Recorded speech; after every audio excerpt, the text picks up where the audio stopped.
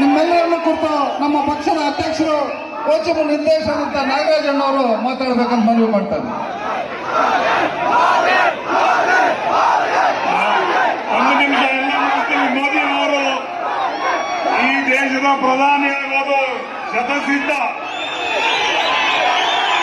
ಒಂದು ವೇಳೆ ನಮ್ಮ ತಾಲೂಕಿನ ಜನಪ್ರಿಯ ಶಾಸಕರು ಆತ್ಮೀಯರು ಆದಂತ ಶ್ರೀ ಸಮೃದ್ಧಿ ಮಂಜುನಾಥ್ ಅವರೇ, ವೇದಿಕೆಯ ಮೇಲಿರುವ ಎಲ್ಲ ಗಣ್ಯರೇ, ನಾನು ಹೆಚ್ಚಿಗೆ ಸಮಯ ತೆಗೆದುಕೊಳ್ಳಕ್ ಹೋಗಲ್ಲ. ಗೊತ್ತಿದೆ ನಿಮ್ಮ ಭಾವನೆಗಳು.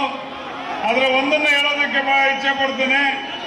ಸಮೃದ್ಧಿ ಮಂಜುನಾಥ್ ಅವರನ್ನ ಎಲ್ಲ ಸೇರಿ ಗೆಲ್ಲಿಸಿರೋದಕ್ಕೆ ನಿಮಗೆಲ್ಲರಿಗೂ ಕೂಡ ಪಕ್ಷದ ಅಧ್ಯಕ್ಷನಾಗಿ ಕೃತಜ್ಞತೆಗಳನ್ನ ತಮಗೆ ಸಲ್ಲಿಸ್ತಾ ಇದ್ದೀನಿ.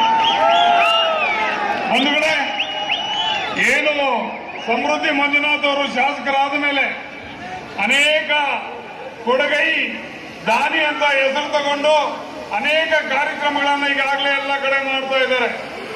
ಏನು 600 ಬಸ್ ಅನ್ನ ಏನು ಇದಕ್ಕೆ ಹೋಗೋದಕ್ಕೆ ಮೇಲ್ಮದ್ದೂರು ಹೋಗೋದಕ್ಕೆ ಓಂ ಶಕ್ತಿ ದೇವಸ್ಥಾನಕ್ಕೆ 600 ಬಸ್ಗಳನ್ನ ಹಾಕಿದಂತ ಏನಾದ್ರೂ ಒಂದು ಕೀರ್ತಿ ಇದ್ರೆ ನಮ್ಮ ಶಾಸಕರಾದಂತ ಸಮೃದ್ಧಿ ಮಂಜುನಾಥ್ ಅವರಿಗೆ ಹೋಗ್ಬೇಕಾಗ್ತದೆ.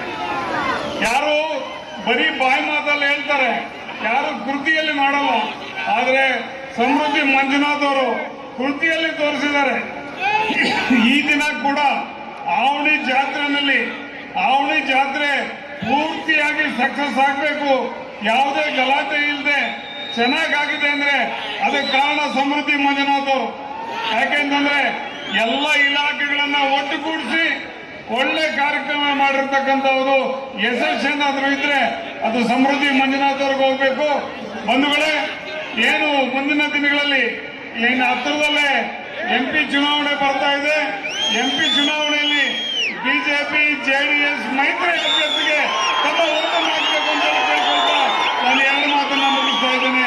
ಜೈ ಹಿಂದ್, ಜೈ ಕರ್ನಾಟಕ. ಈಗ ತಾವೆಲ್ಲರೂ